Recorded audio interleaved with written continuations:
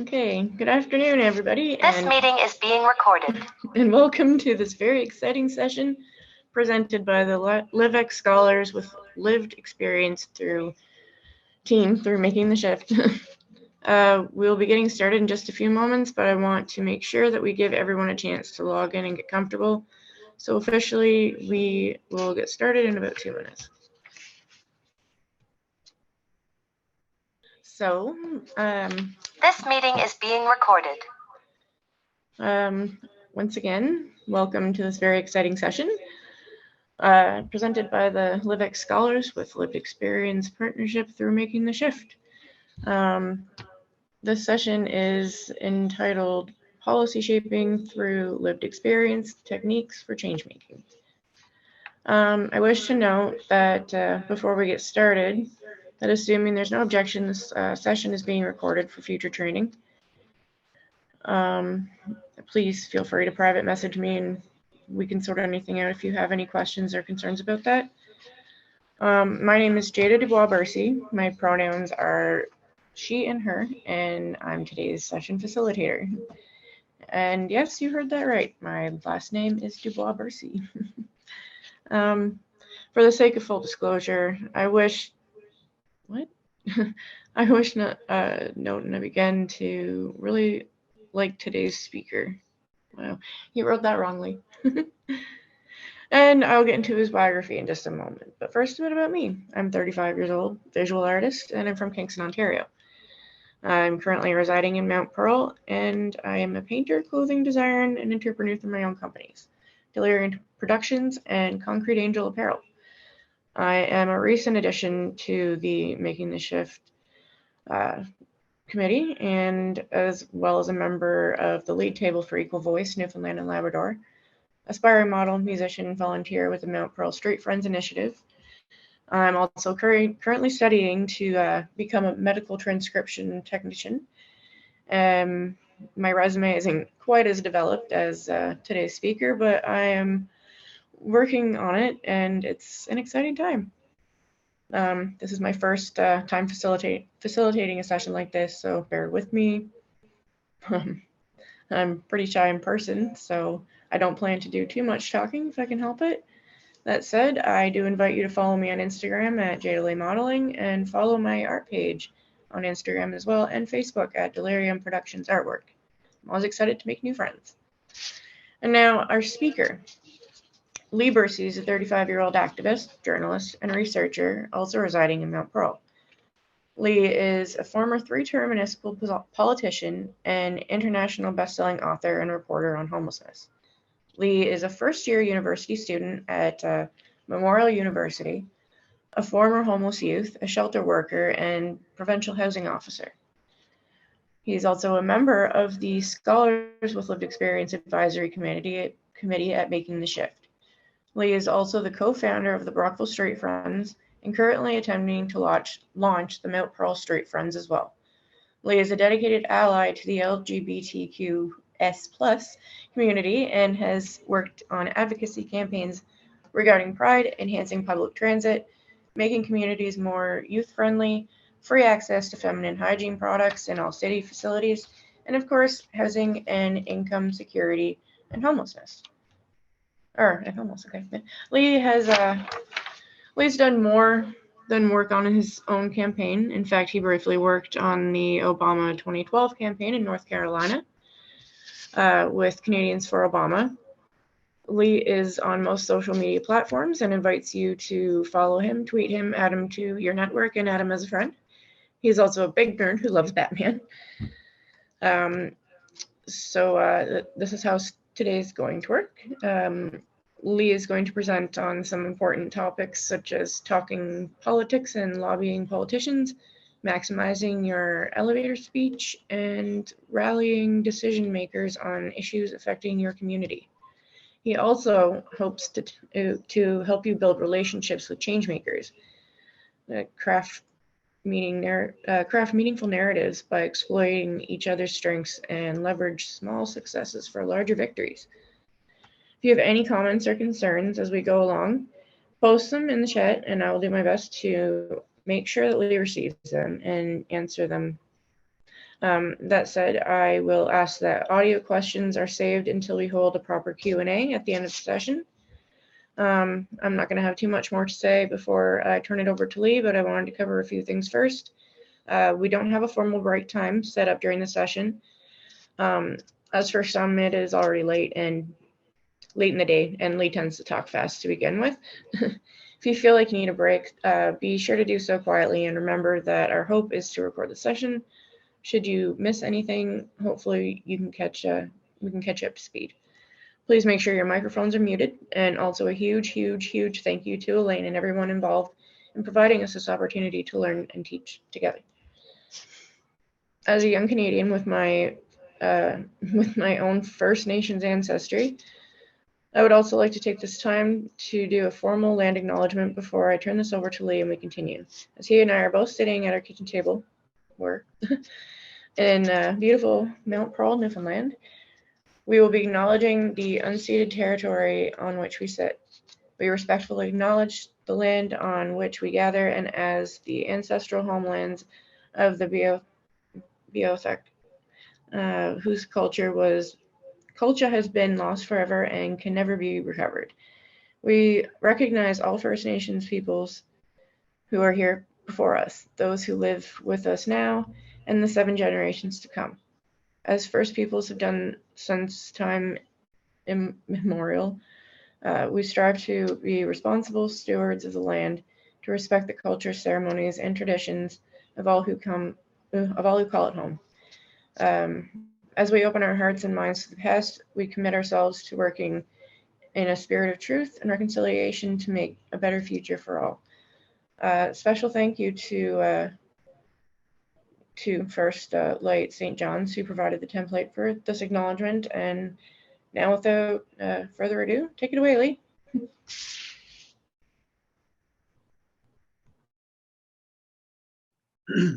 I just want to throw out there that I've spent a lot of time in front of cameras, a lot of time in front of other people, a lot of time with a microphone or a megaphone or some type of podium directly in front of me.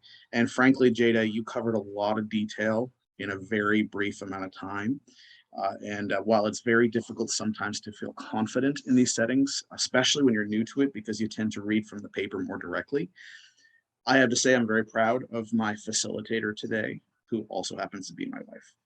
So that was really exciting for me to see. I've never actually had an experience like that with her before, having her introduce me and her be able to do a land acknowledgement, which I thought was very meaningful, and be able to cover in depth so much of why this session is important. And I will also echo the sentiment that a lot of that is because Elaine allowed for this opportunity to happen. She brainstormed with me, and she was very encouraging of the idea of, well, Jada sits on one of the 2 main committees. Why don't you see if she might be interested in facilitating? And she was. For context, before I get started, just as one last plug for my charming facilitator today, she has more than never really given these type of presentations before in front of a cold room with no one to sort of feed from, including myself, who had to move to the other room because of the echo chamber. She not just did that herself just then in front of a group of more or less strangers, but honestly, she's only recently coming out of her shell as a social person to begin with, which is a shame because, quite frankly, she's an incredible artist. And we'd love for people to follow her page and keep in touch with her as she becomes this new budding public personality, which is very, very new for me. And very exciting. So I'm going to just get started here. I appreciate everyone was really patient at the beginning. It took a few moments to get this all set up the way we wanted it to because there was an echo. It is unique having your facilitator across from you. I also appreciate that for me, at least, it's 4:44 p.m., which means that it's about 3:15 for a lot of folks in Ontario, which means that it's 4:14 for those on most of the Atlantic provinces. For most of us, it is near the end of the day. So I appreciate that you've taken the time and are lending that time to me and to this platform to talk about some of these issues and some of the important pieces that come along with it. I will do my best to be courteous and steadfast and make sure that we are covering all of the key details, but not wasting too much time, especially considering how generous you've already been with it.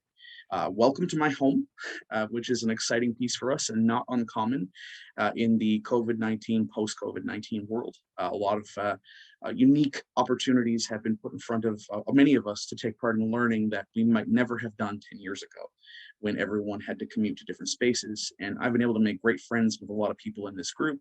And it's amazing to do so because I don't know that I've met almost any of you. And I think it's kind of wonderful that we've been able to create these relationships. So yeah, what time is it in Australia? That's a great question. I'm curious. My sister, actually, interestingly enough, lives in Australia and left yesterday to get home. I guess it takes her about 5 days of travel in order to come and visit. I'm always interested in Australia and Cal. If I ever come visit, I will be sure to make it out your way, even if it is incredibly early in the morning, apparently. That said, I'm going to get onto the topics. I am more of a speaker and a storyteller and an animated guy. My strength is not the visual mediums. When I share things, they're going to be mostly newspaper articles or links to places that you can find more information. But there's pieces that I want to cover, and I think Jada did a great job of highlighting sort of what the agenda is. So for those of you who are looking for a dynamic PowerPoint slideshow, you're in the wrong place, and I apologize, but I do encourage you to stick around. For those of you who want to relate to this in a meaningful way, this is my life's work. At 35 years old, I can tell you that when I was 15, my mother and I were living in a tent as victims of a domestic circumstance. Most of my life was spent in some level of cyclical generational poverty. I have friends and family who are struggling today with substance use disorder, with various mental health deficiencies and components that have been very challenging for them to overcome, as well as incredible obstacles when it comes to education and access to education and overall income and housing insecurity. I am living the dream. I live in a more or less affordable place, although you would not know that if you were to look at our current gas prices for petrol, which hopefully we get away from in future generations to begin with. But I'm living in a beautiful home and doing better than 90% of the world and their population, and that's who we're here to talk about. But keeping that in mind, I'm only doing so because I am paying more or less the same rate for my home as many people in Ontario are paying almost annually or more in their rent. My mortgage is affordable. My circumstance is lucky. My situation is fantastic. And that's right now. It wasn't always the case. So we always have to remind ourselves when having these conversations that it may have taken a lot of hard work, which we should all be proud of and grateful to get to the point that we're at, but how quickly that could fall apart and for how completely out of reach that is for so many of the people that we wish to represent. So that's what we're talking about today, which is how do we actually affect meaningful change? And when we're talking about social dynamics and social challenges and social issues, when we have a lived experience lens. And the truth is that we have to define, first and foremost, what meaningful change really means. Because impacting any type of legislation or impacting any type of public perception is not an overnight phenomenon. Now, there are certain pieces that bring out immense vitriol in our population. If there's certain hot button topics that are very, very simple to galvanize and get people behind. But the truth is that that's not the case for many of us. And it's also not the case for what are otherwise considered less sexy issues. I'll give you an example to start. Right now, I can find multiple funding stream envelopes that are available for adolescent or early post-adolescent youth who may be homeless. I also can find a variety of support systems that exist for women who have been affected by domestic violence and single mother parent households. Not to say that either of those systems are even remotely perfect or are even very well defined as much as they've probably polished over the last number of years.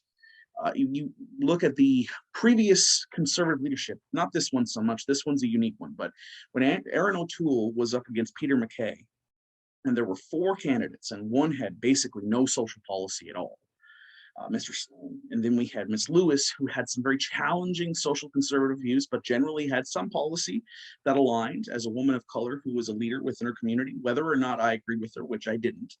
Or we had 2 cisgendered white men of privilege who were arguing about social policy. And what was interesting is all of them had some policy to talk about and affect victims of domestic abuse and violence who have been misplaced, which predominantly in reported cases have been single mothers. Now, that's not autonomous. We all know that the issues can be very, very unique with caveats.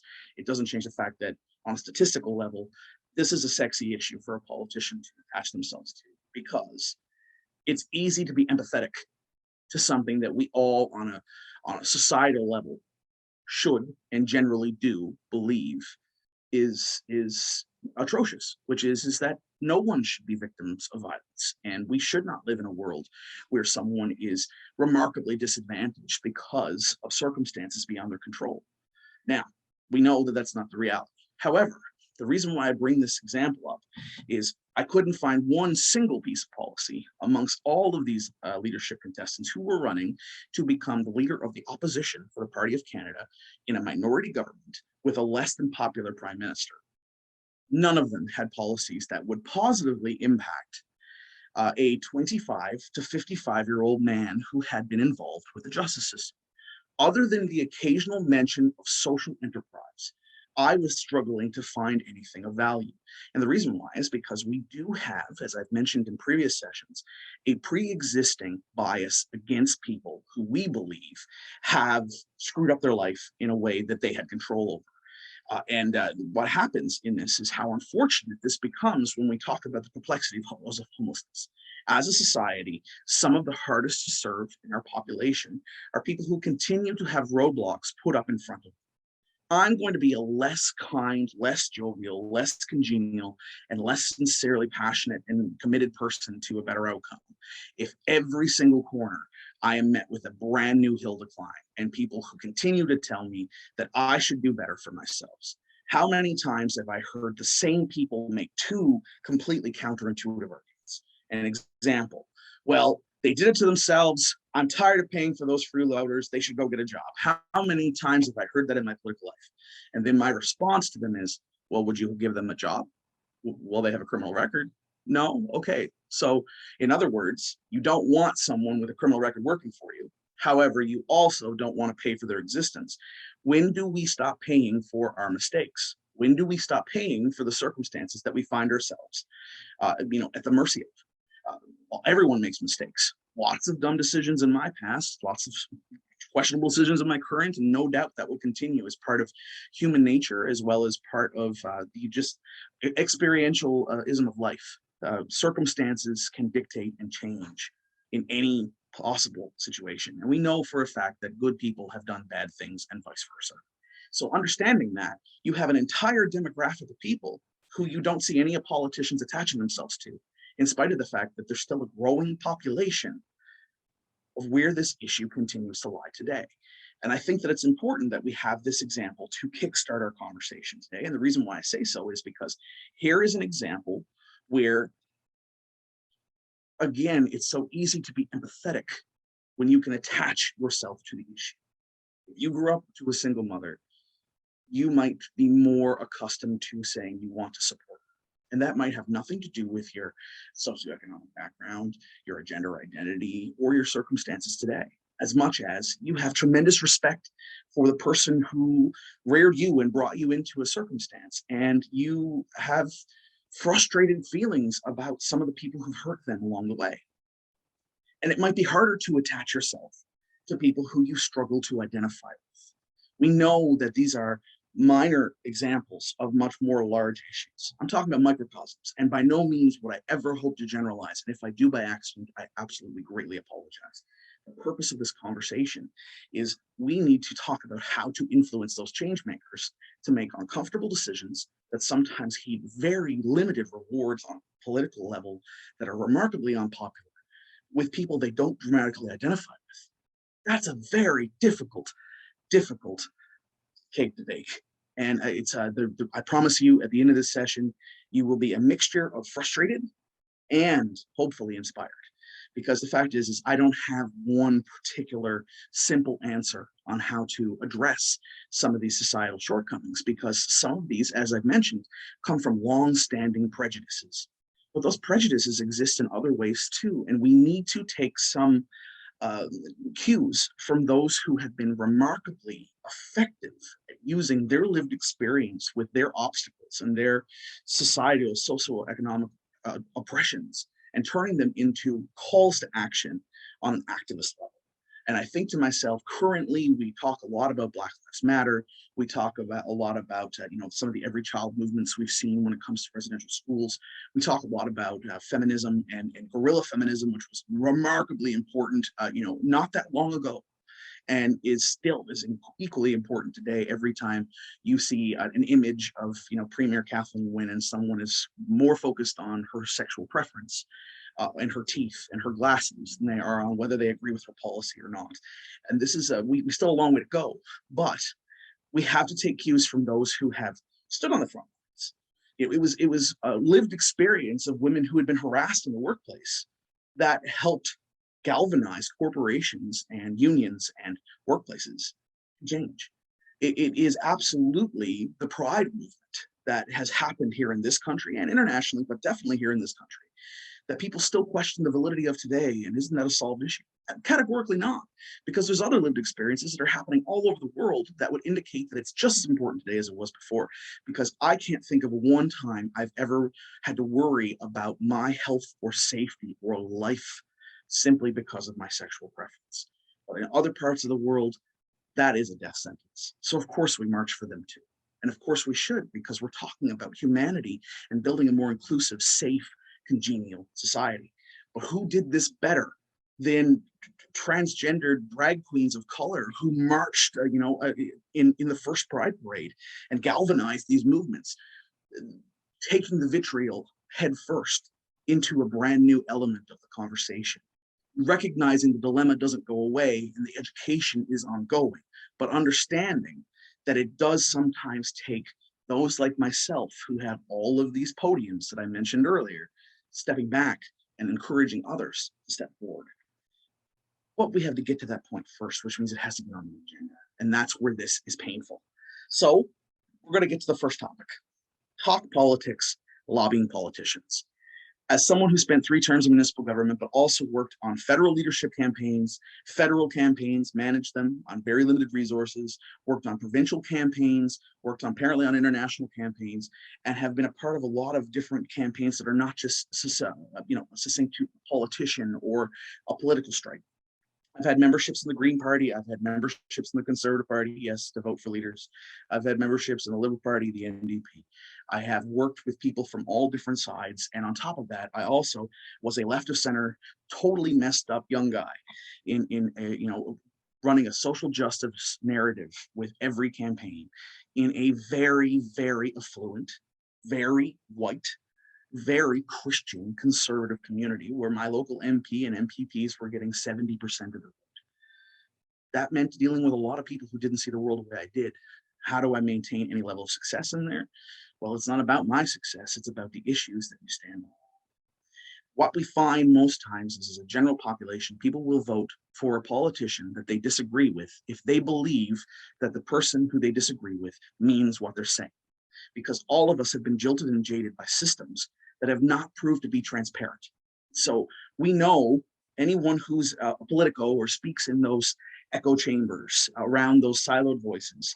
We know New Democrats who like conservatives and vice versa, because for starters, we should never define somebody based on their political allegiance or based on their single issues. But on top of that, we also recognize that if someone is steadfast in their beliefs and they're not necessarily swinging on both sides of a fence, that means that there's a sincerity attached. But it also means there's a closed-mindedness attached sometimes, because sometimes the best idea is the idea you're not listening to. And many times it's a matter of making sure that you're putting yourself front and center in that discussion. So part of this session is going to be a little bit of politics 101 as well. And here's an example. When you're talking to politicians and lobbying politicians, a great organization I got to see with some presentations over the years, everyone from Oxfam has done this right on through. There was a number of climate action groups who hosted conferences in the Ottawa area. A number of times over the years, I saw sessions where they talked about what it was like to deal with their local member of parliament, what it was like to deal with their MLA, their MHA. And many times what it came down to was, we don't know what we're asking for. We want you to hear us. We want you to care about our issues. We want to shake you, but we don't have a clear and concise ask. And what that means is people will listen, they don't know what to do with the information. Because the fact is that a lot of politics is not as disingenuous as people believe it is. And we have to remember that. It's actually the fact that many times you have one representative with one set of staff and one set of finite resources who are managing multiple portfolios and dealing with multiple issues. So you have to make it crystal clear. It's easy enough for me to say, you should care, and I'll tell you, you better care. Sometimes I have to step back and remind people why they should care. And it's not because their humanity is lacking and vapid if I'm not apparently seeing them doing something. Sometimes it's that they're either confused or it's complicated. So we have to uncomplicate it. When we talk about housing in this country, there was a great presentation I participated in a number of years ago at the Association of Municipalities of Ontario, where it was about talking about housing from a municipal lens. And the person who introduced the session talked about, this is going to be one of the most complicated issues that you will face as a counselor or face as a staff. And being that it's such a complicated issue, we have to defer to experts. And she gave me the best lead in completely by accident. Why is it so complicated? We're talking about 4 walls. I'll tell you what's complicated. What's complicated is the fact that there's no policy that exists in this country that's clear about tiny homes on wheels. And why is that? Well, because who's in charge of the land, the sewer, the servicing of the base? What happened? How do you sever how do you sever the land rights? What's the allotment? What is the minimum square footage? What you realize is it was intentionally complicated. A country that's rich with wartime housing in its history somehow has challenges with tiny homes as a concept in this country on a grand scope level other than through charity, because somehow people assume that unless it's on TLC, it's not an attractive way to live because bigger is better. Well, where did that come from? Well, that came from activism. It's just counter activism to the activism I want to attach myself to. So no, sometimes it's not that the issue is complicated as much as someone went out of their way to complicate it based on their vision of what the world should be. We have an opportunity to uncomplicate it. Our ask must be concise. Between 1 and 3 asks in a half-hour meeting is more than reasonable. In that, you want at least 1 or 2 of those to be simple wins.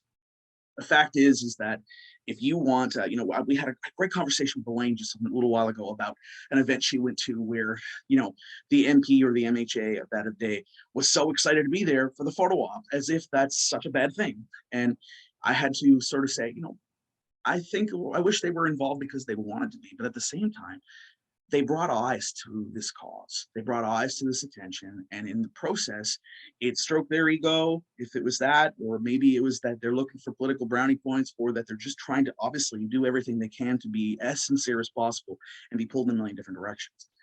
Let's give them an easy win. If you're having a protest, what's stopping you from inviting them to participate as opposed to just protesting against them? Many times in this country, and I would say back to NAFTA, there have been studies done that say that most times in this country, we do not vote for or against something. We don't vote for politicians, we vote against their policies. So it's no longer the idea that I want to vote for change as much as I want to vote against regression. And this is a narrative that can be very helpful to us when we're meeting with our MPs. Give me a reason to believe in you, and I will give you a reason to listen. Here they are. Set the agenda. Befriend the staff, because they are the gateway to the MP, and it's not because the MP doesn't care. It's most times because, as I said, the MP has a lot of meetings to get to in a week. Make sure you're following up. If you're expecting an answer and it's in writing and you're making sure that you're pushing those buttons, eventually someone has to respond. And if the answer is a Melba Toast flaky response, great. They've now given you something in writing that says that they're not paying attention to this issue, and you can use that to galvanize additional supporters.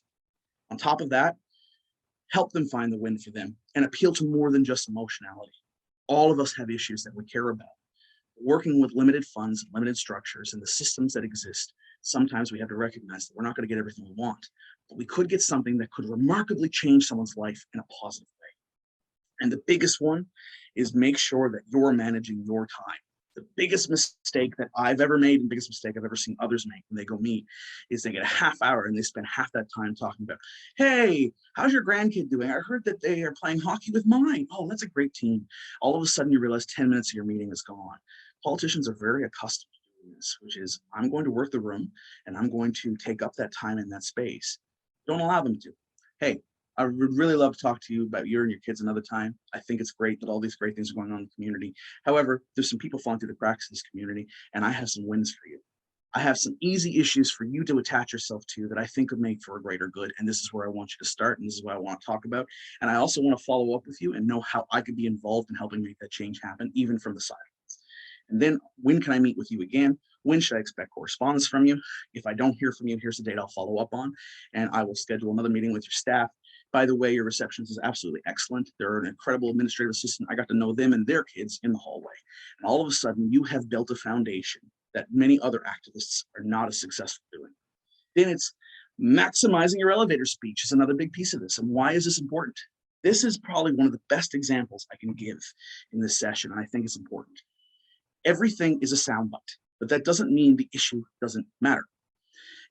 We live in a soundbite culture. We're constantly being flooded with endless amounts of data at our fingertips in ways that previous generations never were. There was a time where the average cell phone user had about 80 to 100 contacts. Now it's astronomically higher. The amount of the number of bytes of data that the average person consumes on a regular basis is significant. And when John Chrétien took union and corporate support out of politics, it meant that every question period became toxic waste. It was now an appeal to donors. So we're going to spend more time talking about a play structure on Trudeau's property than we are on the issues, because we're trying to galvanize our supporters to give us money. That's where things fall apart. That's where people feel this disconnect. So if you feel that disconnect watching CBC Power and Politics, imagine how you feel sitting on the street as that person who is now completely struggling against systems that were never designed necessarily to be successful. And so many people have gone out of their way to complicate. Perfect. Here's where lived experience can be useful, but also where smart and successful retail mind politics, when merged together, can be even better. Force the issue in a constructive way and not in an adversarial way, which is very challenging when you're talking about human rights and vulnerable populations. Sometimes I want to be pissed off. Sometimes there's a place to be pissed off. Sometimes it's important to be pissed off, and you want everyone to know it. When you're going to be pissed off, you've got to know your facts, because no one wants to listen to the person yelling. And the one thing you don't want them to do is write you off as an extremist, write you off as someone who's too stuck in their ways, not willing to adapt. But if you can put hard, cold data in front of people, it can be incredible. Perfect example. If I'm talking to someone on the left, the notorious political spectrum that exists, and I'm talking about housing, I'm talking about how it's a human right. And as a human right, this is an issue that we need to rally behind, attach ourselves to, and support.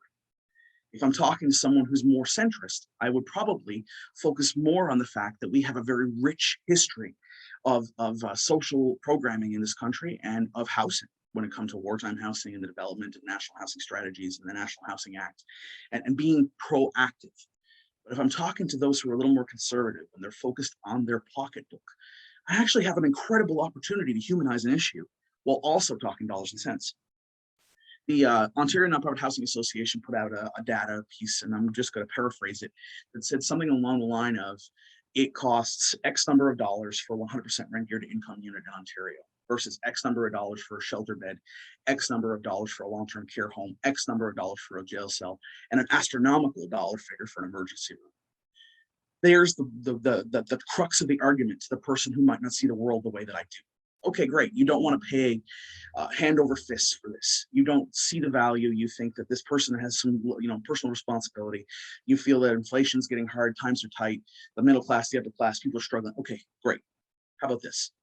For the one person I leave behind who ends up in that emergency room, who I neglected in the process, I could have housed approximately 18 to 20 people, 100% rent geared to income.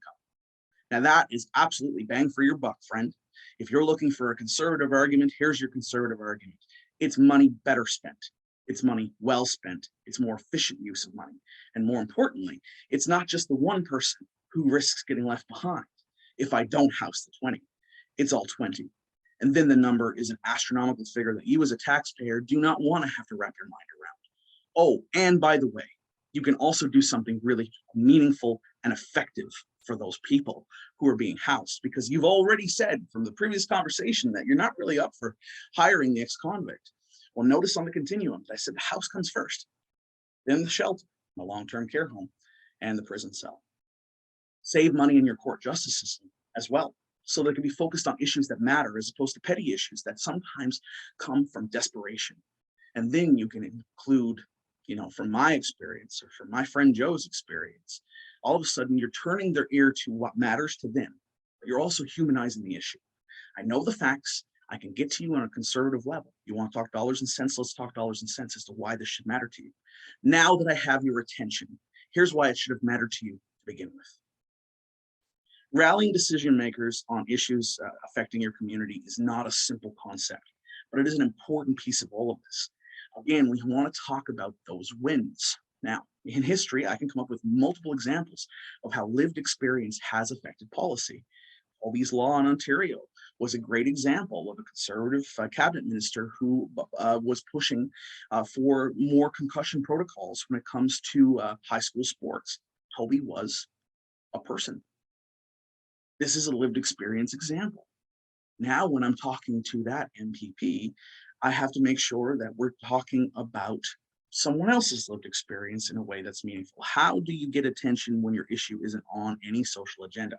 We'll get to that, because the fact is it's up to you to put it there.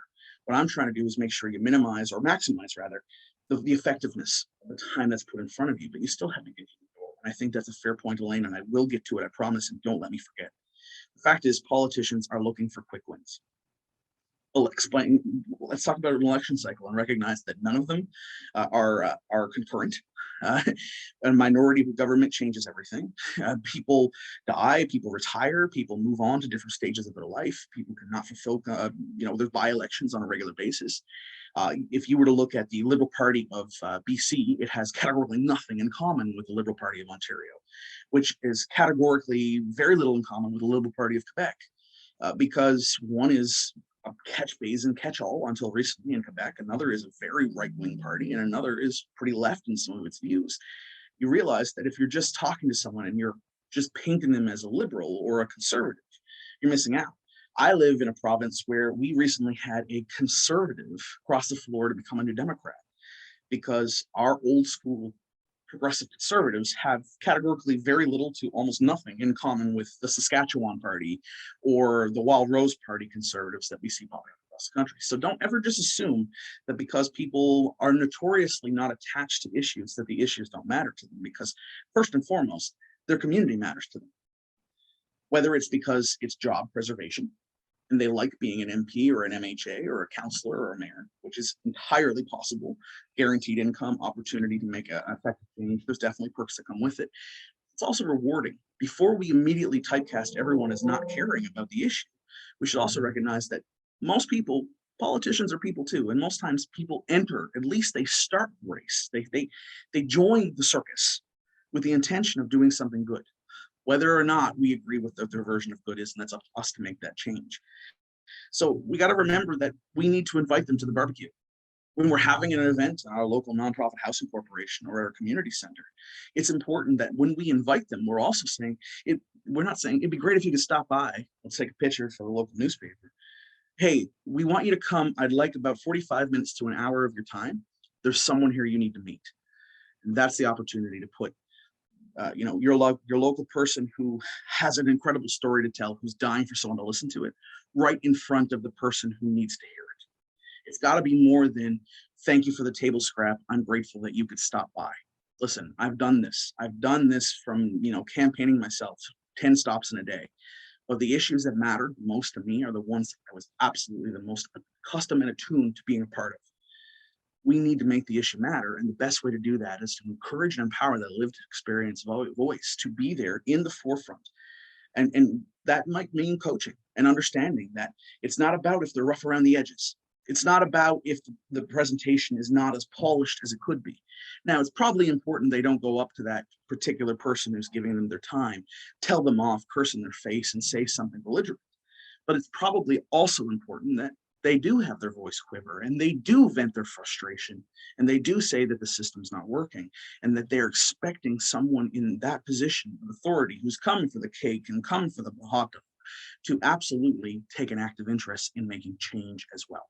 And the reason why this is important is because there's no shortage of hot dogs and no shortage of cakes and no shortage of mixers and coolers and events and no shortage of invitations and no shortage of rubber chicken dinners to go to when you're in any level of public service. The difference is that even I at one point decided that I was becoming afraid and decided I'm not going to that. Most people don't like me. That issue doesn't matter to me. Now that might be short-sighted, but when you have 10 or 12 invitations in a day, there's really only so many places you can go. So where can you affect the most change? And affecting the most change on a legacy level doesn't necessarily mean winning the most votes or getting the most pictures in your paper, although all those things help. It's also a matter of saying that you want to know that the time that you are investing, which many times is volunteer, especially outside of that chamber, is being spent making a difference somewhere. If me getting a picture in my local snapped newspaper means I drew attention to an issue that they might not have shown up to take a picture had I not been going. My reason for being there could be entirely philanthropic. It could be entirely well-meaning. But now it's up to me, as well as the organizers of the event, to make sure that they're not taking the picture of me by myself. That if I'm in the picture, I'm not the centerpiece of the picture. All of a sudden, it's also about the person that this event is benefiting, supporting, or the person who is being adversely impacted by poor decisions that have been either made or neglected. And remember that when we talk about encouraging protests to engage, sometimes it also means we attend their barbecues. I went to an event that Doug Ford was a guest speaker at and had no problem, politely but directly, handing him a very poignant and punchy letter about how disappointed I was to see that he had canceled the basic income policy or pilot project in Ontario. Now, there were other people who were offended when I gave that letter and said, "You're at the wrong place." To Doug's credit, which I'm not going to give him much because, him and I don't see eye to eye on a lot of things. What I will say is he said, this is exactly the type of activism we should be encouraging. And that might have been lip service, but it also made it easier for me to follow up. Now, it didn't go anywhere, and sometimes it doesn't. But it's still important that we continue to be congenial because we want to make sure that if the right person is overhearing you, if the right person is seeing a response, if the right person is a part of that conversation, that we are well positioned to make sure that our voice is being heard. An example of this that I want to use, because I think it's important, would be my former and departed Conservative Member of Parliament, Gord Brown. He's a good man. I miss him sometimes. Didn't see eye to eye on a lot of things, but I know he loved his community. Now, he once told me that he voted against marriage equality because the general consensus amongst his riding was that they didn't believe in marriage equality when that issue was tabled over 15 years ago. All right, that might be valid. If you're representing your constituency and that's your argument, and your constituents are fundamentally against something, okay, maybe I could give you a pass, although I'm probably not going to give you a pass because we're talking about human rights. But now you've given me the fodder to challenge you when the time comes.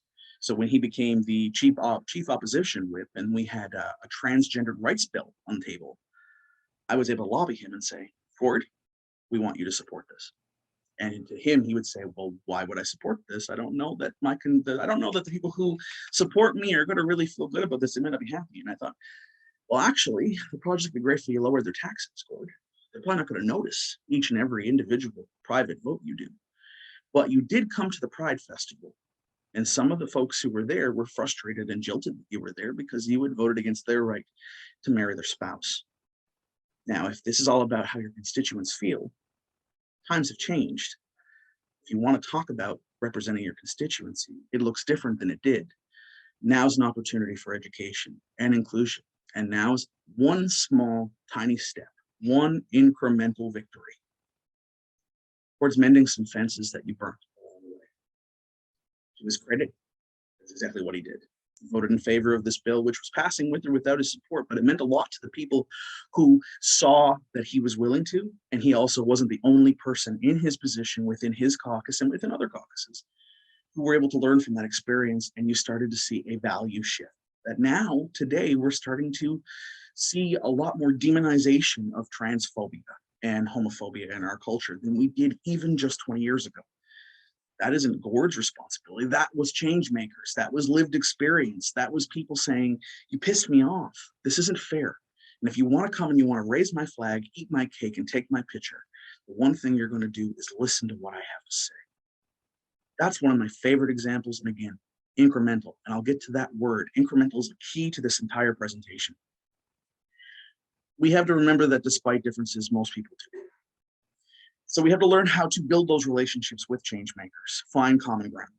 You know, there's a great example. It's a really foolish one because it seems so out of touch to what we're talking about. You know, is Bono once challenged George Bush on something, and George said, you know, you and I might have more in common than you think. And they went on to become best friends and hang out at the ranch all the time because they conquered their differences. Well, most people aren't in Bono's position, and most people are not in a position to ignore the atrocities that happened during that era of the federal government of the United States. You don't have to sell your soul. You don't always have to agree. But it is an interesting lesson that people who generally don't have a lot in common other than the esteem that society has sort of cemented them with are somehow managing to find a common ground on issues. And most times that comes from extending that olive branch. So maybe we might be able to take a mild lesson from that more grandiose example and say, here's an opportunity for us as well. Because again, we have to remember that despite those differences, most people care.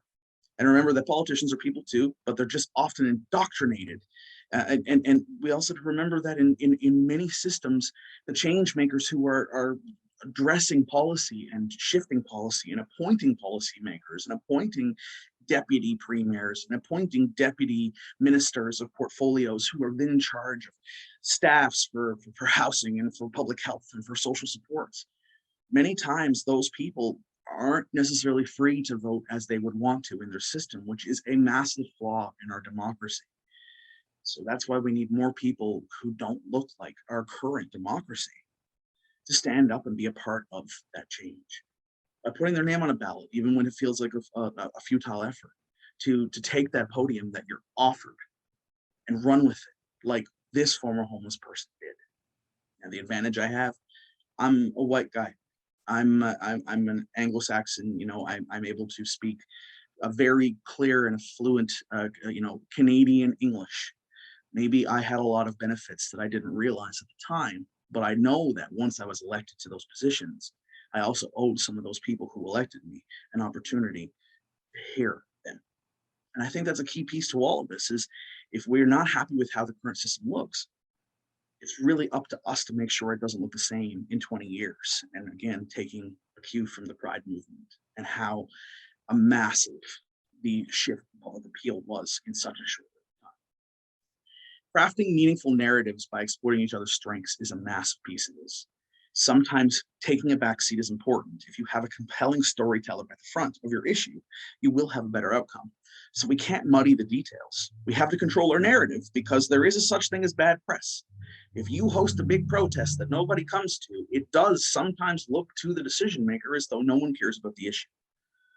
But if you have a very successful protest or successful pride walk or successful walk against poverty or successful event, candlelight vigil, something that is meaningful, and you invited those same MHAs, MLAs, MPPs, MPs, mayors, and councillors, and they didn't show up, well, now you have a brand new opportunity to make sure they're there next time because they're going to want to be. And if they're going to want to be, then maybe you just might have an opportunity to make sure that they're listening, or you're going to force the issue with or without the support. And those are the best kind. Leveraging small successes for larger victories is important. And I think this is a huge piece of it is we're talking about incremental changes. You have to come prepared with the information, the leaflets, the sound bites, the details, especially if you're challenging someone in their opinions. But we have to remember that incremental changes still change. My wish list of the things I want to see change in this country is remarkably significant. In this community that I live in, that I love, is large. But at the same time, it's okay to fail. And sometimes losing the bid for change is a better news story and encourages more volunteers in the future. And I'm going to give you an example of the Shepherds of Good Hope. There was a great story about this here. Many of you might have seen the occupation that happened in Ottawa with the convoy. Very, very controversial and suspect under many different pretenses. Not only has there been a lot of laws broken, not only was it really uncomfortable for the neighboring residents, and not only was the premise challenging to many, even if I support someone's right to protest, even if I disagreed, there were definitely things that I didn't agree with when it comes to how this was put in place. And a perfect example of that was I wrote an article recently for Invisible People, which I'll throw a link up to Invisible People. This article hasn't been published yet. You're getting a preview.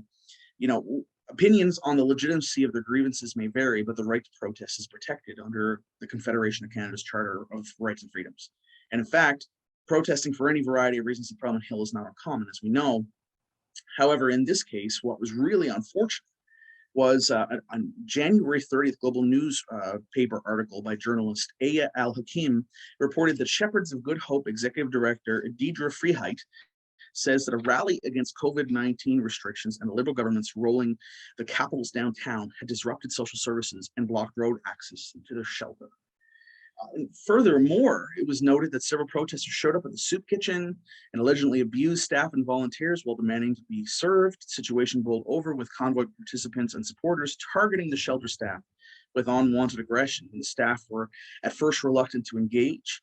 And then on top of that, it looks as though someone that was utilizing the services was assaulted.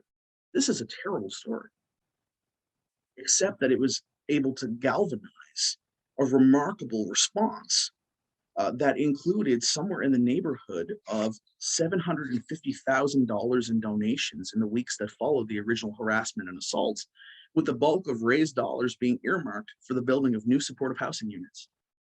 People care, and they want to care. And here's an example of taking that negative news story, the thing that really didn't show the greater sides of humanity, and turned it, if anything, into a counter protest, an opportunity to realign issues that matter to people. Sometimes people want to help, but they don't know how. And I think that this is a great example of how many times we may be reactionary when we could be proactive, but how the lived experience of these people actually made a significant positive impact in a way that no one had imagined it would. So now let's talk about how lived experience and how this can make change. In my public life, there were issues I was attached to. Transit reform. Well, if you're going to have a transit committee that reforms transit, it might be best to make sure that the people who are on it have actually ridden the bus. 3 times I tabled some type of transit-related legislation about an advisory committee. As someone who depended on my public transit system and saw the economic advantages of extending the service to those who work in the service sector, those who work in the manufacturing sector, those who are on fixed incomes, those who want to explore our downtowns. And it became very, very challenging for anyone to see anything other than dollars and cents until it was transit riders who decided to say, we're not happy with the system as it is, and there's a reason why we're not using it. And one of the first things that we did, we decided finally we're able to break through and create this narrative and force this campaign, was we had a committee of people who were transit riders asking questions to other potential transit riders as to why they don't. As opposed to allowing the system to be designed to fail, we were now surveying people on why it's failing and what we could do better. And in the process, it became a very successful political campaign. But what's interesting is I had to fail 3 times before that ended up on an agenda. It was very discouraging. Eventually, if the issue gains traction, it didn't gain traction in the chamber. It gained traction in the community.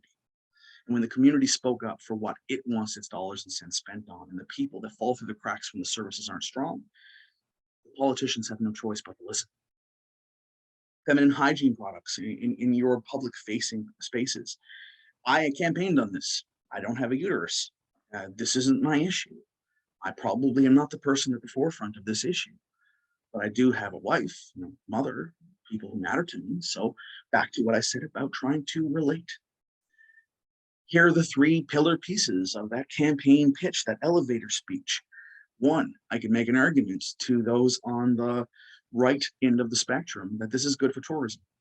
We're in the post-COVID-19 era. I want people coming downtown to my parks. I want them bringing their families, and I sure don't want them going home over an emergency they have no control over because we're not equipped to host them, when our downtown vendors are starving for an opportunity to make sure that those dollars are spent locally. If I'm talking to someone in the center, I want to talk about workers' rights and making sure that we have an inclusive workspace and making sure that we're making progressive steps so that we avoid any missteps on a liability level in the future, and how important it is that we can keep our corporate economic engine running by making sure that this space is positive and progressive.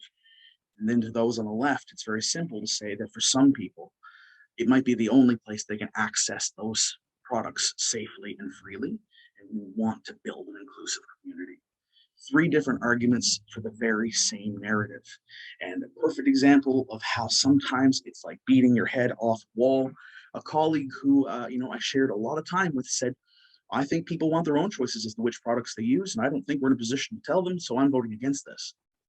People I spoke with said they don't even like this particular version of tampon. They don't like this particular version of pads. Plus, it's also not in our periphery, and it's not under the municipal act that I have to support this.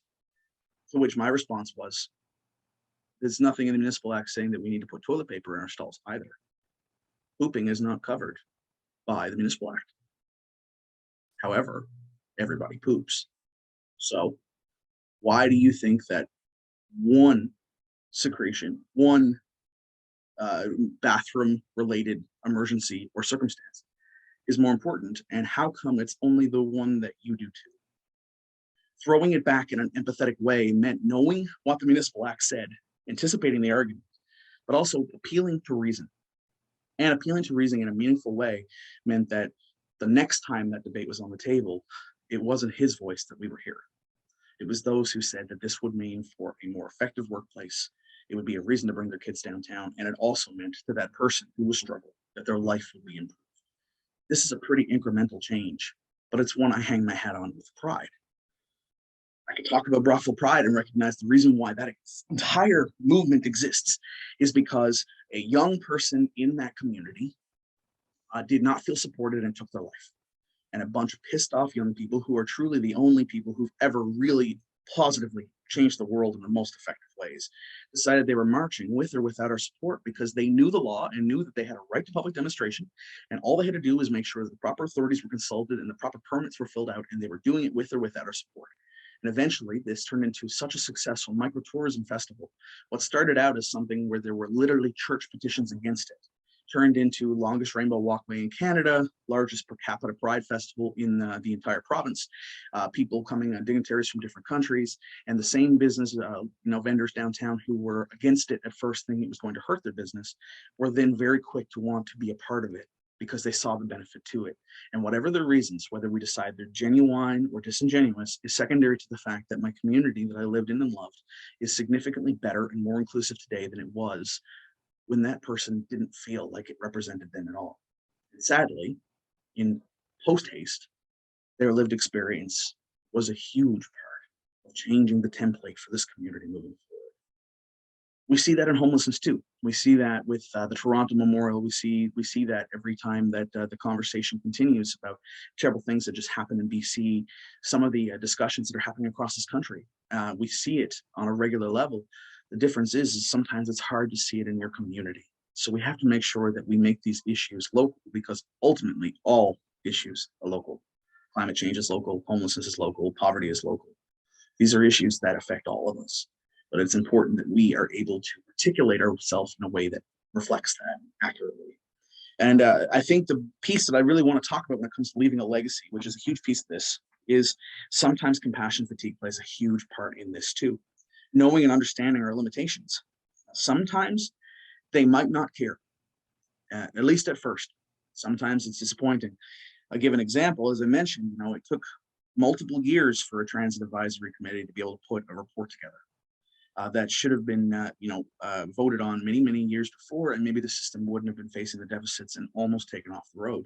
Except it goes back to one piece that I said very early on in this, which is the only people who are complicating this are people who don't want to see it succeed. It's not the system that's complicated, it's the people who complicate the system. So we have to remember that the only way we're going to impact this is to take that breadcrumb that's in front of us and make it the best goddamn report you can possibly make it, and make it so that it's impossible for the community as a whole to ignore, because you've engaged them effectively, you put their voices up front, and I guarantee you that system is better today than it was when I found it. Sometimes that incremental change might be all you get. That's the leaving of a legacy. And I look at my favorite example of all of this that I think really hits home the lived experience lens, brothel street fronts, which I'm hoping to replicate here in a very similar community. The brothel street friends started out as basically you can't hang your hat as a municipal councillor on poverty and homelessness and becoming the housing guy and then not respond to the occasional call saying, hey, someone's living under a tree or under a stairwell or in a tent in the park. You should go and look after that, as if my shadow portfolio has equipped me with all the tools. So it became trial by fire. I had friends who wanted to help, but didn't know how. And we created an avenue, took up a mantle, decided to put together our own philosophy, put ourselves and insert ourselves onto all the city committees, force the issue, continue to be visible until it's very hard to be ignored. And as that happens, we started having people who were coming forward as private donors who weren't interested in the tax receipt and definitely didn't want the attention or adulation, but wanted to know that they weren't wasting their money supporting a charity or government system that has failed so many people. Just knew if there was anyone who needed their rent paid or they might end up homeless, would we know who they were? Going back to the piece I talked about being consistent with your convictions, people turn to us as a couple of nonprofit fellows running almost a thrift shop out of our houses to be able to be the answer to questions that they didn't believe that the government systems in place could answer for. And in the process, we ended up being able to keep house initially dozens of people. And again, with incremental change, does that eliminate homelessness in my community? Not even a little, but it was a step forward. Now, when I talk about how sometimes people don't care, at least at first, I can also remember a homeless person in my community who I cared about deeply, who passed away. And he used to sleep on a bench downtown, and I wanted that bench dedicated to him. A lot of us did. And I had to go through 5 steps of wording for this bench. I had to go through pre-approvals. I had to attend meetings. I had to come up with templates, and we ended up paying for it out of our own pockets. And they still took the bench away within 6 months because they were tired of homeless people sleeping in their park and hurting their business. Sometimes that's where compassion fatigue really hits you in the stomach. It's not as simple as this is the way it should be, therefore this is the way it will be.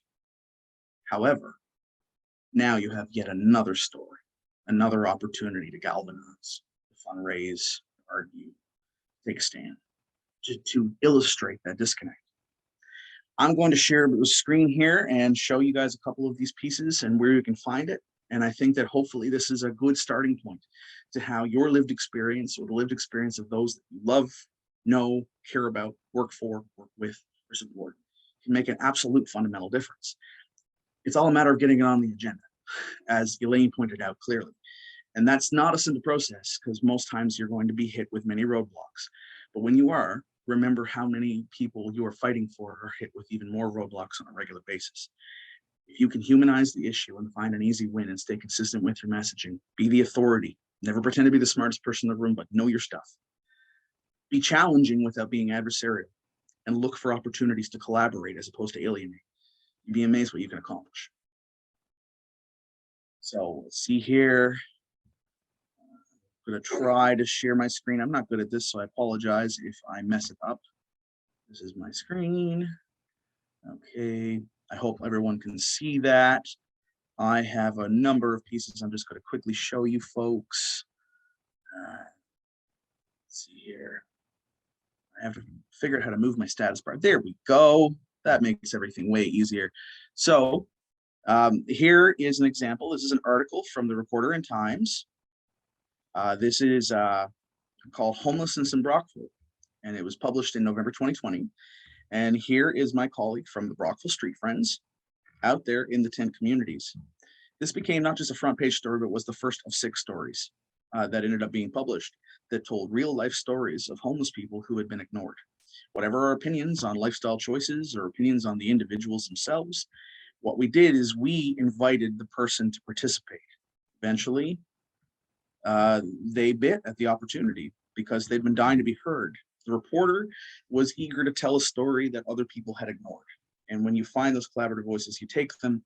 And I can promise you that the response that we received to this one article about this one person not only provided them an opportunity at a unit, not only changed the template of conversations in our community, but greatly enhanced all fundraising initiatives moving forward and made it so that some of the conservative allies I had on different councils could no longer ignore the issues in front of them.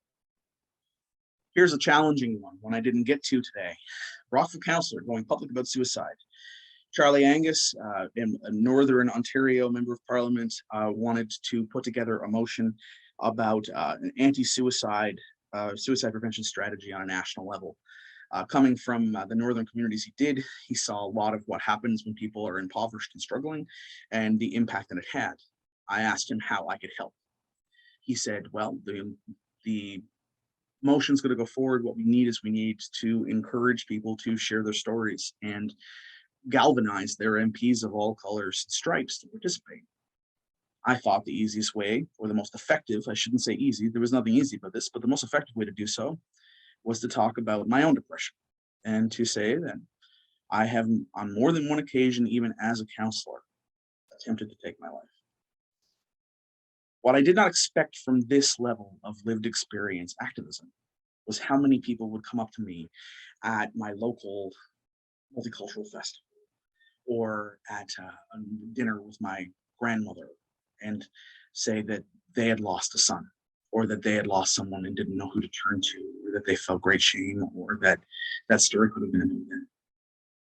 This kickstarted an incredible opportunity to have conversations in my community about where our social services were failing.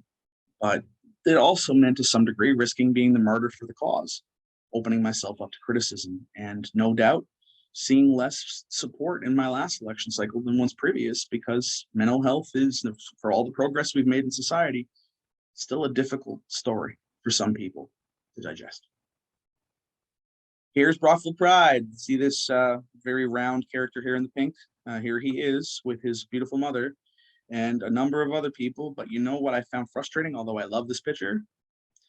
Ally, ally, ally, ally, ally. As cool as it was, eventually I got tired of holding that flag. This isn't about me. This isn't my banner. But it is important that we are seen up front, making sure that we're caring about these issues, making sure that we're visibly supporting these issues, we're resting our reputations on this issue. But at the same time, what we've seen now is an evolution away from this and into something better, which is it's no longer just about the allies saying that we can make a better community so those who are living with the challenges others face can step forward. Now we've done more than encourage them to step forward. They are front and center. The best part is right on the front, while we recognize that it's important we have this discussion, and that maybe I was a big piece of that at one point. And maybe lighting up our railway tunnel and investing in some infrastructure was great. The very first thing that you see on our page when I was on this committee here, no longer there, but I'm still very proud of it. Brothel Pride was formed in 2010 as a walk to raise awareness. Painful loss echoed a larger issue. Not only have you made this fun, not only have you made this positive and educational, you can't forget the conviction you started. Now we go to, if you were to search my name, Visible People, Leigh Bursey, you see a number of articles. Perfect example of when I hear visitors in the cold world of homelessness. This is about one of those sleep out events and how many people who came to this sleep out event in the freezing cold did so because they read about it in their local media based on another article, and how on a -18 night, they all had their own lived experiences with how cold this was, but there was a number of people in that audience who came because they were so grateful someone was talking about it because they didn't experience it too. And my friend Donald Armstrong is the one I referenced, who we had the bench named after or dedicated to. Don had a lot of issues, and they were, not everyone saw the nice, kind side of Don that I did. This is someone who struggled with substance use disorder and a number of mental health personality components that were very challenging. Don was also going blind and was nursing other ailments. Don was a big piece of what the Street Friends did. Here's one of the friendship kits that we created. This picture was at his public memorial, and I'm very proud to have called him my friend in spite of his challenges, because it can sometimes be hard to put pen to paper when the subject hits close to home. That's a true statement. However, what this did was galvanize others into caring. Unfortunately, that meant we had to lose someone first. However, it was his words that made the difference when I told his story. It wasn't how I felt about him. It was the nights I would find him in the park on +40-degree days, and I'd ask him where his plastic bottle was that I'd gotten him for his water, and how he said that people had come by and kicked it and crushed it and thrown it in the water and thrown his clothes in the water. And how he cried because he felt that no one cared, and how he was so afraid and embarrassed to be hiding in the park because he had nowhere else to go. These are the stories we remember. Sadly, maybe once we started to remember it, it might have already been too late for Dawn. But here's hoping through Dawn's unfortunate, tragic lived experience, we can change that moving forward. The other side of this is, as great as Donald's passing would not be in vain might sound, it is a little late for him. This is not a simple concept, and it's not something that just is going to mysteriously fall into place for all of us. I'm trying to get back to a full screen. Bear with me. I am not good at this. Nothing like a little filibuster right in the center of all of this to really narrow down everything. I'm going to stop sharing, I think. I've stopped sharing, but I don't know if I have. Stop share. There's the button. There we go. So here we are.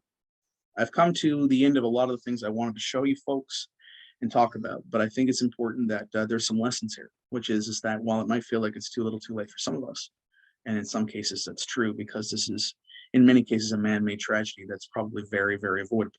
It also doesn't change the fact that we have a remarkable opportunity in front of us to take these stories and make sure that those are the ones that we're humanizing. And I often think to myself, if I could have put Don in front of the decision makers before Don was gone, I wonder how many nights he would have had to spend outside of the court. And as long as I keep that conviction close, and I say it with that prose, when I say it with that direct, punchy sadness and anger, and I use that vitriol in a meaningful way, maybe I might be able to affect that policy and that change moving forward. And I'm proud to say that, now that community does have a warming center, and it does have space that, is designated units that are for mostly single men who are struggling with the justice system in ways it didn't have before. And I think a lot of that sadly came from tragedies like this one. I can't say that with certainty. Everything I've said to you could be very suspect here because each and every individual circumstance is remarkable. What I can say to you is that if you want to make sure that someone's listening, you have to as well. And many times we can become disconnected in our beautiful palaces, in our lives, in our circumstances. I think I might share one more thing actually before we get to the end. I'm going to go to my home screen. And I'm going to bring up an article I'm very, very proud of. And I'm going to read you folks a few quotes to really wrap this up. Just trying to figure out how to do all of this and move things around on my screen at the same time. So just bear with me. Y'all get to see my fancy background courtesy of my wife and her love for gaming. I'm still not sure what it is, but I like it. It's okay. So where's this article?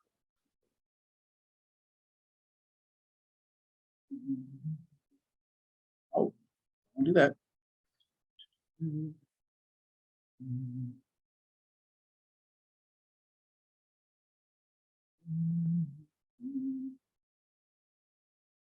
Thanks for bearing with me, everybody. I'm almost done. Here we go. It was right there the whole time. Okay. So this article was a piece I did where I did case studies and I included letters and I included all these different pieces from people who are living the streets who I encountered. And it was really quite meaningful. And it ended up being the catalyst for change because they ended up using this very article in their granting. And now it's a full-time program. And while this is only just a tiny piece of the incredible work that organization was doing, I like to think that it helped contribute to the lived experience of these people and their life being more meaningful. I worry that I could die because of easy access to drugs that I wish I could beat. I feel discriminated against every day in this community, and I wish others would open their eyes. I never knew what the term binning meant until I moved to Brockville. Now it's a regular part of my life. Of course I feel discriminated against. There are a lot of people fighting and a lot of people who are stuck, but still attempting to help themselves. My advice is don't get there. I have many barriers to housing, no social worker, no connections to the community, no plan moving forward. I definitely feel self-conscious about my health and my appearance. Being hungry and cold, you can go a lot further with a perfect smile. People are nicer when you're pretty. Don't give up if you find yourself here because this place has done so much to help me. Upside down is still upside down if you're sitting at the top. Things can change. People in homelessness spiral, and there are generally reasons why people return to homelessness. Without assistance, homelessness is almost a guarantee. Without a job, the basics of life are out of reach. We have limited access to services like detox programs. There are people who are sleeping under the raindrops and in the gutters. I love that phrasing, under the raindrops. I think it's vivid and I think it's meaningful. And I'll finish with this particular case study that's a part of this as well. Originally from Ottawa. No, actually, that's not the case study I want to finish with. I'm sorry. I'm still trying to navigate all these pieces. Here we go. Case study 2, male, 50 years old. This gentleman was released from his most recent incarceration without an address, without money, without a plan, without even a winter coat. Struggles with a significant crystal meth addiction and has for over 3 years. He notes that the term struggle seems misplaced as the drug is not a struggle to find or attain. Soberingly, he tells me that he can find the drug within 1 to 2 blocks in multiple directions of almost any prominent street corner, including around the brothel warming center and adjacent provincial courthouse. While he found the brothel warming center client intake process a bit too rigid, as it often interfered with his drug use, he spoke positively of the program, even during his short tenure using it. He finds the concept of sobriety incredibly challenging. He was almost able to stay sober for his first 2 days of freedom, but found himself quickly falling into familiar traps with little in terms of positive supports to assist him. He noted that his depression and lack of alternatives are always staring him in the face. His ex-partner can no longer tolerate his behaviors, and he is worried that he could die because of easy access to drugs that he wishes he could beat. He was previously referred to community agencies, but had mixed experiences and limited success, often being told the programs were over budget and unable to assist him in the ways that he had hoped. He is not able to find appropriate accommodations despite his access to financial support through the Ontario Disability Support Program, and this is lessened significantly by his lack of address. He finds himself priced out of the market for even the most basic room rentals. He is a multiple-time criminal offender, most often charged with theft under $5,000. He accredits his most recent breach of a curfew as a life-saving experience, as he had prepared a suicide note and believes his incarceration kept him from dying. He noted that he is also a multi-time suicide attempt survivor. He did not have a criminal record until he was 35 years old. For context, that's my age. He attempted to sell hash to an undercover cop and was arrested. His situation spiraled out from there, and he lost his job. Originally from Montreal, he lived in Ottawa for many years before returning to brothel, where his parents had retired. They are not equipped to manage his circumstances, and his admitted psychiatric problems are often at the forefront of his behaviors. He notes that while incarcerated, he gained weight and felt healthier. While outside of jail, he found it difficult to access necessary services, which has only been further exacerbated by the fluctuating shutdowns during the COVID-19 pandemic. I share this because this is a lived experience voice that we ended up using as an example when putting together municipal drug strategy and challenging our decision makers on a provincial level about what programs were available. And while that person did not entirely feel empowered at that moment to share their story means more than any story I've told you today. So I think sometimes it is about making sure that you are the authority and making sure that you're encouraging those people to share their opinions and their stories, but also recognizing the weight of those words and putting it in front of the right people is going to make a difference, to the point that funding streams have opened up to support people like him that did not exist before he told his story. That is an incremental victory. That's sincere, that's distinct, and that is very much value driven. I don't have a lot other here today other than to say that the compassion fatigue piece is a very important piece to all of this.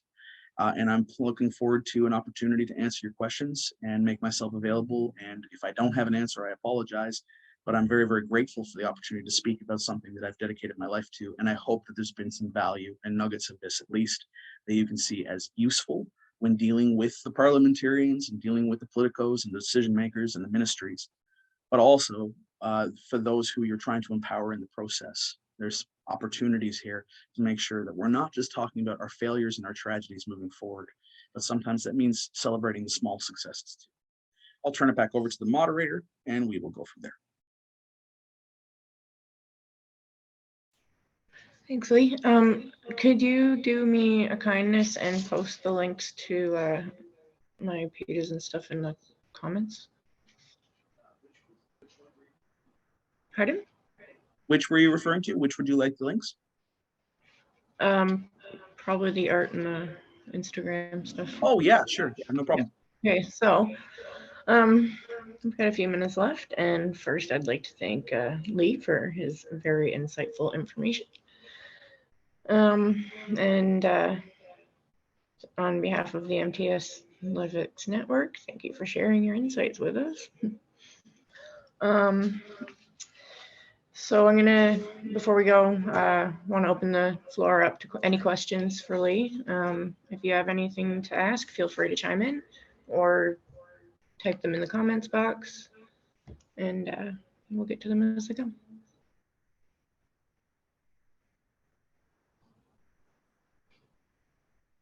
I know I put up my hand, but I think Elaine got hers up first. Were you trying to ask a question, Elaine, or? No, you go first and then I'll go, Linda. That's fine. Okay. Well, thanks, Jada, and thank you, Leigh. First off, I'd like to kind of comment because it ties in with the question I'd like to ask. I really appreciated how you started the session, sharing the space with Jada, and I like how you shared your space by bringing her in to give her voice and kind of give her experience to kind of share with us today. I think that's a great example, and it's something I try to do when I'm doing my lobbying as well, is bring in people with the less experience than me, with the lived experience as well, to be able to kind of facilitate their development and their sharing of stories. I think that's a really good thing, and kudos to you for setting that example. Tied in with that, my kind of question kind of goes with this. I started young, coming out of homelessness in my youth, getting involved in leadership. And in Toronto, I had about a decade of experience lobbying.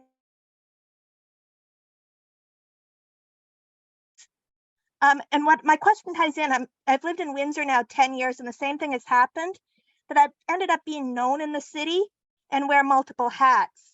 So when I go to municipal meetings, talking to politicians, talking to media, it's always a bit difficult for me because they kind of know me as either the person talking about the housing work at the committee and the board level, person talking about organ donation and transplant, homelessness, human rights, different things. And that kind of ties in with my question. I try to bring other people in and put them front and center when I can, but I was kind of wondering if you could give any advice on how, when you're kind of recognized and you're wearing multiple hats, how you can maybe steer the conversation to make sure the issue you're presenting has enough facilitation and get heard. Beyond that, kind of trying to bring the group of people with you to give them front and center to the issue, or any advice on that, I'd love to hear.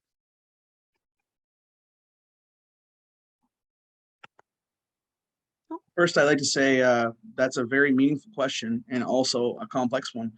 Everyone's famous in a small town. And what happens is people think they know what you're here to talk about.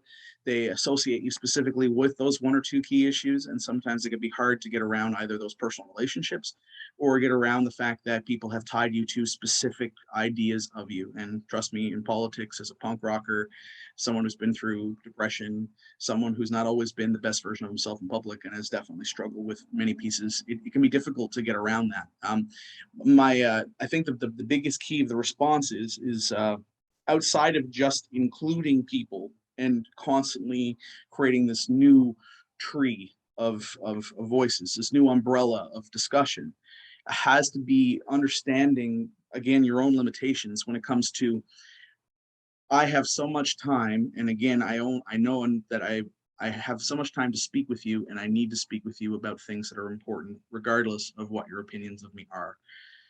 It's the most inundating piece of this. This is where compassion fatigue, I found, has hit me, and it's something I'd love to learn from some others, is how, when someone has a perception of you or a perception of the opinions that you share and is so eager to write you off as some left-wing sycophantic extremist, or insert terrible vocabulary here as to why your opinion is irrelevant.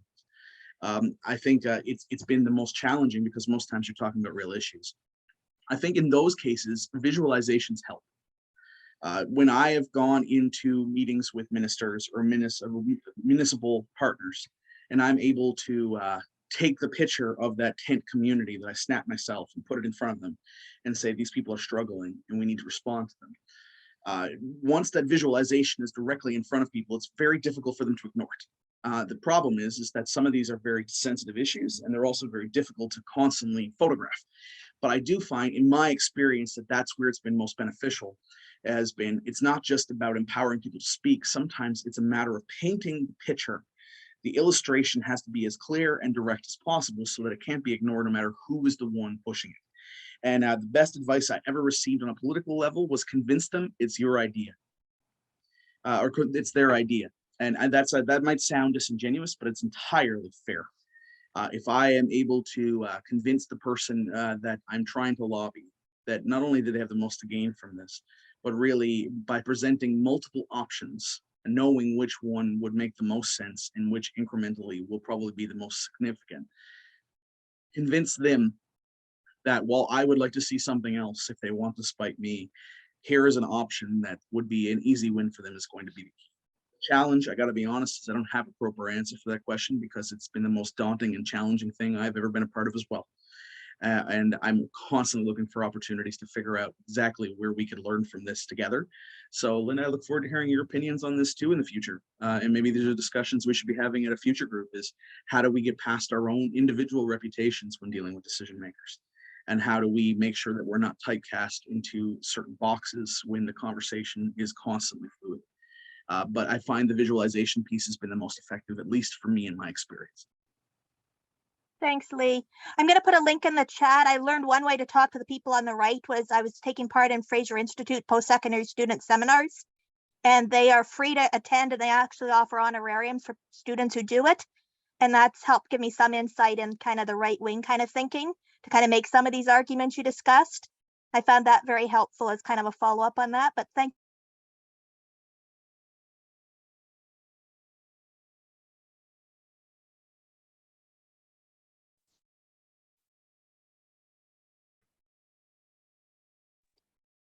I think it's you, Elaine. Okay, Sorry. great. Thank you. Apologies. So if it's okay, I'm going to share my screen because I want to give you, and thank you for the question, Linda, because I don't know what to do about my reputation. I'm the one who always shows up and says, when are you going to talk about social class? When are you going to talk about poverty discrimination? Poor Jess knows this. Every time we show up for something, I'm the one who brings up this issue to apparently no avail. So this is an infographic I did that shows, and this is not easy information to find, about how poverty discrimination legislation has played out just over the last 20 years in Canada. And every time poverty, which is called oddly in Canada, social condition, as if you can just take a pill and get over it, that it has been put at the federal level, prohibited grounds of discrimination, it has been unanimously voted down at the federal level by every political party. Now, this isn't my research per se, but this absolutely impacts my research at really at the structural level and goes all the way, filters all the way down to poverty discrimination within Canadian universities. Now, Leigh, you've made me really think about my ask when I meet with Jagmeet Singh, which I'm going to follow up on since he committed to meeting with me. How do I get this to be an issue? Because if poverty discrimination was actually legislated, this could have some big ramifications from everything from education to housing to healthcare to just, it would just be enormous. So that's my question to you. And this is a real life example that I'm been really struggling with. That's an exceptional example, and your infographic speaks for itself. It's impressive, and again, I don't want to give some sugar-coated, fluffy answer as to why I don't have a perfect answer. So what I'll say is this: Jagmeet Singh is only one working cog in all of this. He holds esteem because he has a personality, but in terms of what he actually is able to bring to the table of Parliament, it's very limited, at least at this time. Whereas you do have a conservative leadership race going on right now where people are looking for an opportunity to champion issues that separate them from Mr. Poilievre. And I think that this, those folks might also benefit from seeing this. I think, there's a couple of characters there. I can think of Mr. Charest would probably see some value in some of this as well. So ideally, the first piece is making sure that if you want it on the agenda, you can't just go to one branch of government. You have to go to them all. And that means including the people who you might find despicable or challenging or disappointing or arrogant, whatever reasoning that you might have, that you have a bias against them that is probably based on sincere reasons, you still have to challenge. The fact is if the information speaks for itself and it's universal enough, it becomes very difficult to ignore. Secondly, is going to be recognizing that it's probably going to take 3 meetings with any one of them, including Mr. Singh. And that doesn't mean necessarily in person, as much as I'm setting the stage. This is what I'm putting in front of you. I plan to follow up on this date. I look forward to a response from you by this date. Understanding that means that you're not allowing them to ignore it. And the truth is while that may be easier said than done in many respects, it is absolutely not impossible. I think that, you don't have to just be Jon Stewart at Congress in order to be effective as a lobbyist. I think Mr. Richter is a great example of someone who is always at the forefront of issues when they're brought forward, but he's not the only one. Kathy Crow is another example here in Canada of someone who has become a focal point for discussion, sometimes even when her opinions are remarkably unpopular. She has been steadfast with her convictions and she is animated. So I think big key here is that, not only are we talking about, let's see, what's to say here, as an FYI, try to learn how to think and frame our opinions of interest with a right-wing slant. I think it's exactly what I was talking about earlier. You have to recognize that if the information speaks for itself, it's no longer about the information, it's about putting it in front of the right people to read it and accept it and absorb it. So if the information speaks for itself, it should be a no-brainer, except we know that's not how this works. We have to make sure it's a win for every person involved. Jagmeet Singh was going to look at something like this and he's going to see immense value, but he's going to look at 100 pieces of data next week that are going to have immense data or immense value. The key is going to be making it so he can't ignore you, because no matter how nice a guy he is, you go back to the Ides of March, great film. They're all nice guys until they let you down. I'm not suggesting he would. What I'm saying is that he could, and it might be by accident. And it's only going to be because we have allowed him to. So for starters, your letter writing campaigns work. If they didn't, unions wouldn't use them like they do, and Greenpeace wouldn't exist as effectively as it does. Letter writing is going to make an example of this. These type of presentations might be 5 to 7 people today. Doesn't change the fact that 5 to 7 people are now going to walk away with this information that's in front of them that they didn't have before. Making sure that those people now are given a link in the chat as to who they could contact, such as Jagmeet Singh, and making sure, hey, we just saw this great presentation and our friend Elaine just shared this. She wants to share this with you, and I think that this is something that you should take a look at. On top of that, making sure that the other side has that information too, because if politics is a race or it's a contest, it's a great opportunity to make sure that it doesn't matter who's championing the cause. Make sure that they all are, no matter what their slant. If they're 6 degrees from each other, that's better than being 200. So these are all the pieces we have to remember. The most important piece to all of this is, in my opinion, other than continuing to hit home and hammer and understanding your own limitations and your compassion fatigue, is that the only way this ends up on an agenda is by making it so no one can ignore it. And that's where the most successful campaigns have come from. Humanizing the issue is going to be more important than any piece of data you have put in front of me right here. This is a great infographic, but now can we pair it with some individual real life stories of the people who've been affected by this in ways that maybe are not coming from people like Libby Davies, who is an exceptional voice for a lot of these issues. But what about the people she's representing, and what do they look like? What do they sound like? I don't want just a picture of somebody sitting on the sidewalk. I've got enough of those, but I want to be able to look in someone's eyes while I'm reading this and say, how could I ignore them tomorrow? And the question again has to come back to one key narrative that is the most effective piece of all of this. Why is it so goddamn complicated to get it on an agenda? And why have we allowed it to become so complicated that we can't see the forest through the trees ourselves anymore? Because this is good data.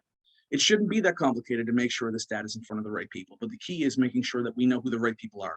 And the right people are not always necessarily who we think they are. They might be someone sitting on the back bench who is starving for a win, who is given opportunity to speak during question period, who is looking for something that they can champion that separates them from everyone else on their roster, or who is an unelected senator who's got some time to kill, who wants to be a part of something as a legacy project, because for them, they can take seeing something over a 5-year period become part of the discussion because they're not worried about the election cycle.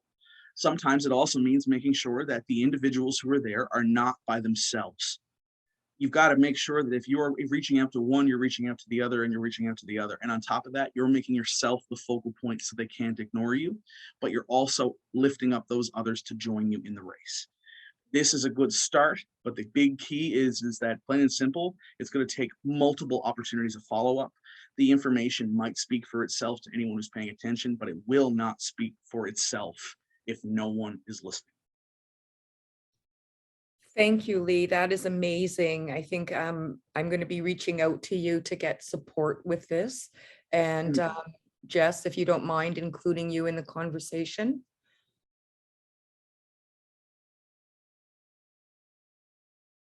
So I'll take Jess's silence as a yes. I'll just volunteer her to be part of this. So a quick question. I know we're over time, but I'm just dying of curiosity based on something you said. Jagmeet Singh forced the hand of the Trudeau government to get dental health care for people who are poor. So it's starting with children, then it'll go to adults. Now, there are people, NDP voters, who are really upset about this. Why? What was in it for him to take this risk of alienating voters? Legacy. Fact is if he's just depending on his base, they've failed him. He's not getting further. He doesn't have, it's got a diminishing return on every election. He's the most well-liked leader of any political party in the country, but still has the worst turnout. So the fact is if he's just speaking to his base, he's lost already. If he's just speaking to his MPs, he's lost already. He has to tap into other currents, because ultimately it doesn't really matter whose idea it is or what we're trying to accomplish. If the goal is to become the government of Canada, maybe spending that money isn't the right move for someone.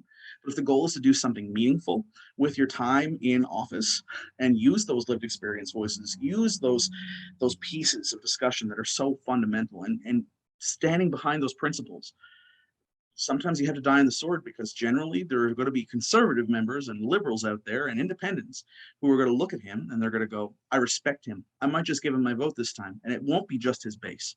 And that's exactly what I'm talking about. Most times it's a matter of the conviction and a matter of standing behind it and recognizing that you can't just put yourself in that echo chamber with those silencers.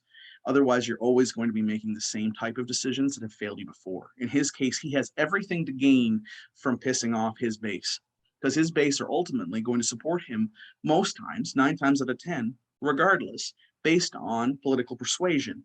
What he needs to do is reach out to people who are not part of his base, and this is an effective way to do so, because one thing that he understands, and one thing that I think that most politicians could learn from, is there are a lot of poor people. And a lot of poor people, if given a reason to vote, could make a really significant difference.